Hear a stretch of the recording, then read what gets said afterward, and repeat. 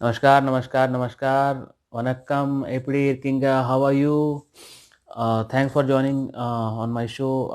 And today, again, it's the second part of my discussions on Tamil Nadu politics and what exactly is going to happen. Just a brief analysis of the chain of events which are taking place. और आज जो अमित शाह की visit हुई चेन्नई में और उसके बाद जो वहाँ राजनीतिक हालात जो उत्पन्न हो रहे हैं उसके बारे में आज हम चर्चा करेंगे. मित्रों, तमिलनाडु में एक जोक हुआ करता था कि अगर आप बीजेपी ज्वाइन करते हैं तो आप एक पॉलिटिकल सुसाइड कर रहे हैं.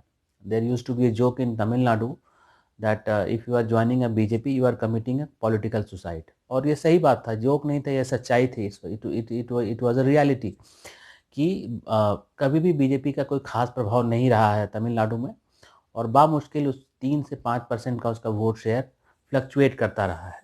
The vote share has fluctuated from 3% to 5%. In the height of Modi wave in 2014, the BJP received 5.5% vote. 2014 Lok Sabha चुनाव में 5.5% वोट मिले और पिछले लोकसभा चुनाव यानी 2019 में जो कि AIADMK के साथ गठबंधन में बीजेपी ने लड़ा तो उसको लगभग 3.5% का वोट शेयर मिला. That is 3.5%. अब आज जब अमित शाह चेन्नई गए तो सुबह से ही ट्विटर पे ट्रेंड चल रहा था, गो बैक अमित शाह. ऐसा पहले भी हुआ, प्रधानमंत्री मोदी जी भी गए थे तो वहाँ भी गो बैक मोदी इस तरह के ट्विटर पे ट्रेंड चले. लेकिन जब आपने देखा उनका क्या गर्मजोशी के साथ स्वागत हुआ, the way he was welcomed and received in Chennai, और वो अपनी सुरक्षा को भी थोड़ा सा नज़रअंदाज करते हुए थोड़ा पैदल चले ही और लोगों का अभिवादन स्वीकार किया. He accepted the greetings from the people of Chennai and Tamil Nadu. तो वो जो उत्साह और उल्लास जो आपने देखा वो that was in stark contrast to what was exactly trending on Twitter, that is go back Amit Shah. And on the contrary, what you could feel on the ground and you could sense on the ground and perceive on the ground was that welcome Amit Shah to Tamil Nadu. और एक अच्छा लगा क्योंकि एक एक एक सेनापति, एक कमांडर जो होता है, when he leads from the front, then obviously it creates a very positive effect and impact on his lieutenants. और यही हुआ, कार्यकर्ता जितने थे, भाजपा के कार्यकर्ता थे, वहाँ के लोग ऑफिस बेरर थे. सो बहुत सारा उसमें जोश था, बहुत सा they were super charge, they were very happy, elated to receive him. और उनके आने से निश्चित रूप से कार्यकर्ताओं में जोश भरा. You could see that, you can feel that. और जाने के बाद जो ये तो पहली हुई बात हुई. दूसरी बात हुई कि आज पनीर सेल्वम जो हैं वहाँ के उप मुख्यमंत्री, उन्होंने ये भी घोषणा की कि जो आने वाले चुनाव हैं, upcoming elections, assembly election 2021, BJP and AIADMK will have an alliance, तो साथ मिलकर लड़ेंगे. और फिर कई जो प्रोग्राम्स अमित शाह ने शिरकत किया वहाँ पे, और वहाँ पे उन्होंने ही explain what exactly the NDA government has done for the development of Tamil Nadu. So इन सब को आके अब हम मूल बात पे आते हैं कि बीजेपी का कार्यकर्ता होने के मायने क्या हैं तमिलनाडु में और तमिलनाडु की राजनीति में. तो जैसा मैंने अभी अपने पिछले वीडियो में बताया था कि द्रविडियन पॉलिटिक्स और तमिल लैंग्वेज पॉलिटिक्स और language identity has been a predominant feature of Tamil Nadu politics. और 1967 में जब कांग्रेस हारी वहाँ एंटी हिंदी एजिटेशन के बाद और CN अन्नादुरई वहाँ के CM बने, तो आज लगभग जो है उस घटना के 53 years have passed and elapsed. No national party has been able to create any significant imprint on the politics or on the political horizon of Tamil Nadu. तो बहुत कोशिश की, बीजेपी ने कोशिश की, RSS ने कोशिश की, कांग्रेस ने भी बहुत कोशिश की, लेकिन किसी को जो एक सिग्निफिकेंट इलेक्टोरल डिविडेंड्स जो होता है उस नहीं मिला, unless of course you are align to any of the major political party which is DMK, Dravida Munnetra Kazhagam, and और all India Anna Dravida Munnetra Kazhagam, AIADMK. तो क्या मायने हैं अभी, अमित शाह क्यों जा रहे हैं, why Amit Shah is going when you know that you are going to commit a suicide, you know when you know, और for that matter it is told to you. जो वहाँ की द्रविडियन मीडिया है, वहाँ की जो लेफ्टिस्ट मीडिया है, वहाँ की जो जो जो जो इस तरह के लोग हैं, तो वो ये कहेंगे अरे ये हिंदू पार्टी है, नॉर्थ इंडिया की पार्टी है, ब्राह्मणिकल पार्टी है, आर्यन पार्टी है, इनका हिंदी इम्पोज करने वाली पार्टी, इनका कोई यहाँ पे इनका कुछ नहीं होने वाला है, and it is a futile and a waste of time to focus on Tamil Nadu. But Amit Shah has a very different ideas, he has a very different perspective, क्योंकि यही अमित शाह हैं जो कि जिन्होंने which helped BJP to achieve a phenomenal 73 seats in Uttar Pradesh in 2014. Amit Shah helped BJP get a firm foothold in West Bengal, that from a fringe player to getting 18 seats and then getting close to around 41% seats, 41% vote share. उसके बाद आप त्रिपुरा में देखिए, जो कि वामपंथ का गढ़ था, 40 साल से वहाँ की उनकी सरकार थी कम्युनिस्ट पार्टी की, वहाँ पर काफ़ी जोर लगाया और वहाँ पे सरकार बनाई. It was impossible. हरियाणा में बीजेपी ने सरकार बनाई. इसके अलावा आप देखिए Telangana, BJP did very well in the Lok Sabha election. Apart from that Orissa it got a good number, 8 Lok Sabha constituency it वोन. तो अमित शाह ने जो जो जो जो जो कड़ाई से जो बीजेपी के विस्तार में कार्य किया है अपनी मेहनत से, the amount of effort he has put in for the expansion of the BJP, especially in those states where it has been not very a significant party or a relatively weaker party. तो अमित शाह का एक तरह से आप कह सकते हैं कि ये एक यूएसपी है, यूएसपी रहा है ever since he became a party president. Now he is a home minister. He has tried to increase the electoral footprint of BJP outside its core base area. For instance, in northeast, जो आसाम देख लीजिए, अरुणाचल प्रदेश देख लीजिए, मणिपुर देख लीजिए, तो यहाँ कोई विश्वास नहीं कर सकता था कि कभी भाजपा सरकार बनाएगी, और वहाँ भी लगता था कि यहाँ joining BJP is akin to committing a political suicide. अब नैरेटिव की बात करते हैं. ठीक है, यहाँ पे द्रविडियन नैरेटिव है, एंटी हिंदी नैरेटिव है, और एक तरह से बीजेपी के लिए एक नो गो एरिया है. लेकिन आप ये बताइए कि नरेंद्र मोदी जब से आए हैं, हर मंच पर, चाहे वैश्विक मंच हो या फिर कोई शिखर सब, हर मंच पर तमिलनाडु को प्रमोट करने का प्रयास किया गया है. यूनाइटेड नेशंस में जब उन्होंने भाषण दिया तो मशहूर वहाँ के कवि कह लीजिए या चिंतक कह लीजिए, विचारक तिरुवल्लुवर के जो है शब्दों को उन्होंने कोट किया. जब चाइना के साथ उन्होंने शिखर सम्मेलन, जो वहाँ के राष्ट्रपति शी जिनपिंग आए थे, तो महाबलीपुरम में वहाँ पर उन्होंने वो किया, शिखर सम्मेलन किया, और महाबलीपुरम के कल्चर को दुनिया के सामने लेकर आए. And it was a great advertisement for the culture of Tamil Nadu, its glorious history, and definitely it created a lot of buzz, and it did create a lot of awareness among the people who are not who don't know much about Tamil Nadu outside India. I'm not talking even inside India.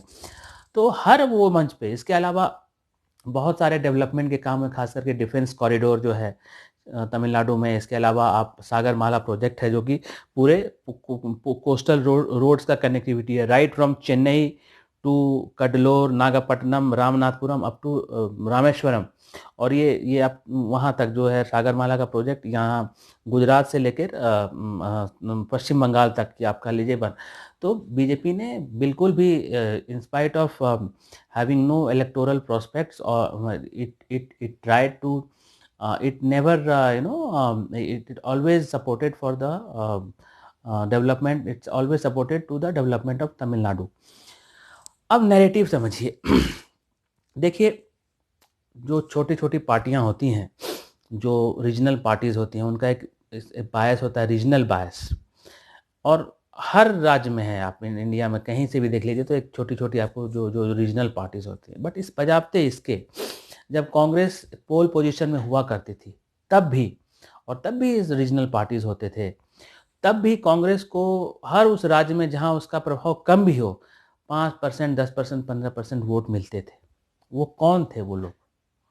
वो लोग थे जो एक nationalist idea of India जो है, कि भारत के बारे में जो पार्टी सोचती है, जिसका पैरोकियल एटीट्यूड नहीं है, जिसका कैनवास बड़ा है, जिसका दिल बड़ा है, और जो देश के लिए सोचती है, एक ऐसी कंस्टिट्यूएंसी हर राज्य में है.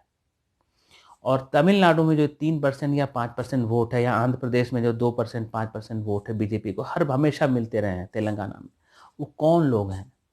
वो वही नेशनलिस्ट लोग हैं, वही जो जो वो समझते हैं कि नेशनलिस्ट जो स्पेस है उसमें एक नेशनल पार्टी को समर्थन मिलना चाहिए, और हमेशा से रहा है। तो अब ये देखना दिलचस्प होगा कि, और ये लोग उतने वोकल नहीं रहे हैं, they have been relatively silent, और क्योंकि they have not got their voice to vent, और for that matter that kind of political space in which they can create a significant difference to the electoral prospects of that party, because that party has been weak. But despite that, the notion of you can say इस तरह का जो notion है कि हम राष्ट्रवाद का, राष्ट्रीयता का, nationalist feeling, it has always found a resonance, albeit or although in a small sections of society, or for that matter a small, relatively small percentage of voters. तो वो है। तो अब जो बीजेपी का फोकस है कि ऐसे वोटर्स को तो साधना ही साधना है, और अपने कैचमेंट एरिया को बढ़ाना है। तो उसके लिए जो भी जोड़ तोड़ करना पड़े, नए चेहरों को जोड़ना पड़े, नए लोगों को लाना पड़े, इन्फ्लुएंशियल लोगों को लाना पड़े, जिनका अपना बेस है। और सबसे बड़ी बात है कि जिनका एक तरह से आप जो कहते हैं कि लोग जिसकी बात सुनते हैं। तो जैसे अभी देखिए पार्टी में बहुत सारे परिवर्तन हुए, एल मुरुगन जो हैं दलित हैं, उनको बनाया तमिलनाडु बीजेपी का अध्यक्ष, क्योंकि वहाँ पे ब्राह्मण पार्टी का आरोप लगा। तमिल आइडेंटिटी और जो तमिल भाषा है उसको बीजेपी ने हमेशा, मतलब मैंने पिछले 5-6 साल में तो नहीं देखा कि किसी तरह से तमिल इम्पोजिशन की किसी भी प्रकार की कोशिश की गई हो। इसके अलावा खुशबू मल्टीलिंगुअल हैं, फिल्म स्टार हैं, उनको पार्टी में लाया गया है। जो वनाथी श्रीनिवासन हैं, उनको महिला मोर्चा का अध्यक्ष बनाया गया, जो कोयम्बटूर से चुनाव लड़ी हैं, एबीवी छात्र जीवन से जो है अभी बीजेपी में हैं, लॉयर हैं, उनको पार्टी में लाए, उनको एक नेशनल रोल दिया। इसके अलावा अभी के अन्नामलाई जो आईपीएस ऑफिसर थे कर्नाटका कैडर के, वो तमिलनाडु में उनको बड़ी जिम्मेदारी दी गई है। आज ही मैंने सुना कि डीएमके के कोई एमपी हैं मिस्टर रामलिंगम, उनको वो पार्टी ज्वाइन किया। तो धीरे धीरे चीज़ें बदल रही हैं, और अमित शाह का बिल्कुल ये मानना है कि आपको ट्राई करना ही करना है। और मैं मानता हूँ कि अब समय आ गया है कि जो इसके अलावा वेल यात्राएं वगैरह भी बीजेपी ने की, एक तरह से अपना जो है थोड़ा एग्रेसिवनेस दिखाया मैदान में, फ्रंट फुट पे बैटिंग करना चाहते हैं। तो ये जो चीज़ें हो रही हैं, ये निश्चित रूप से जो समय का पहिया घूमता है, टाइम्स चेंज, पर्सपेक्टिव चेंज, तो मुझे लगता है कि धीरे, भले इस बार कुछ नहीं हो, परंतु धीरे धीरे लोग भी जो है इस तरह के जो पैरोकियल पॉलिटिक्स से ऊब गए हैं, और वो भी चाहते हैं कि एक नेशनल पार्टी से जुड़ें, जिसका नेशनल पर्सपेक्टिव हो, नेशनल आइडियाज़ हो, जो राष्ट्र के लिए ज़्यादा सोचती है, ना कि कोई जो छोटे छोटे पैरोकियल इश्यूज़ पे सोचे, जिसका दिल बड़ा हो। तो मुझे लगता है कि तमिलनाडु में एक ऐसी वोकल कंस्टिट्यूएंसी है, हालांकि वो साइलेंट रही है। तो अब जैसे जैसे नए नए लोग आ रहे हैं, और जैसे जैसे लोगों का एक दूसरे से मिलना जुलना हो रहा है, एक दूसरे कल्चर को अप्रिशिएट करना, बाहर जाना, तमिलनाडु का ऐसा नहीं, लोग तमिलनाडु में वो आंध्र प्रदेश भी जाते हैं, वो दिल्ली भी जाते हैं, वो मुंबई भी जाते हैं, वहाँ लोगों से मिलते जुलते हैं। तो एक कल्चरल एमेलगमेशन जब होता है, तो बहुत सारे जो आपके प्रीजुडिसेस होते हैं, पूर्वाग्रह होते हैं, वो धीरे धीरे समाप्त हो जाते हैं। तो ये हो रहा है, और ये जो मिनी ग्लोबलाइजेशन कह सकते हैं इंडिया के पर्सपेक्टिव में। तो निश्चित रूप से आज अमित शाह ने काफ़ी धमाकेदार एंट्री की, और ज़बरदस्त रिस्पांस मिला, और कहीं ना कहीं वो कंस्टिट्यूएंसी है which is longing for a change, उसको एड्रेस करने की कोशिश की है। और आने वाले समय में देखिएगा कि ज़रूर कुछ ना कुछ इससे फ़र्क पड़ेगा। और एक गठबंधन है, तो जयललिता और एम करुणानिधि के बाद पहली बार ऐसा होगा कि उनके बिना चुनाव हो रहा है। उनकी कमी खलेगी, लीडरशिप में वैक्यूम है। तो बहुत फ्लूइड सिचुएशन है, जैसे यूपीए का अलायंस है और इधर एनडीए का अलायंस है। तो पिछली बार तो एआईएडीएमके बीजेपी के साथ तमिल मानिला कांग्रेस, जो मूपनाथ जी की पार्टी है, उनके बेटे जब जीके वासन वो थे, साथ में डीएमडीके के विजय कांत, और जो पड़ताली मक्कल कच्ची पीएमके के रामदास, ये सारी पार्टियां थी। तो इस बार देखना होगा कि जो अलायंस का अलाइनमेंट क्या है, अलायंस किस तरह से होता है। और शशिकला भी जेल से छूटने वाली हैं, तो उनके भी भतीजे हैं दिनाकरन। तो कौन ऊँट किस करवट लेता है ये देखना दिलचस्प होगा। लेकिन देखिए अभी सिचुएशन इज़ वेरी फ्लूइड और प्लस रजनीकांत जी क्या स्टेप लेते हैं, क्योंकि पॉलिटिकल पार्टी बनाने वाले थे, but some leaked WhatsApp messages show that doctors have advised him not to take a rigorous political recourse, और तो भाजपा पे उनका आशीर्वाद रहता है नहीं रहता है, तो आने वाले समय बहुत दिलचस्प होने वाला है। तो देखिए ये एक मेरा अलग से पर्सपेक्टिव है, बाकी जो जो एस्टैब्लिश्ड ओपिनियन है वो तो है ही है। तो बहुत बहुत धन्यवाद, यही मैं आपसे आज चर्चा करना चाह रहा था। And thanks for being with me.